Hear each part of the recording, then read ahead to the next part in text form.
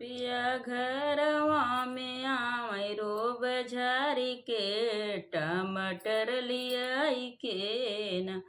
पिया घरवा में आवै रो बजारी के टमाटर लियाई के न हमसे काहे खर्च कर तू बचाई के टमाटर लियाई के न हमसे काहे खर्च कर तू बचाई के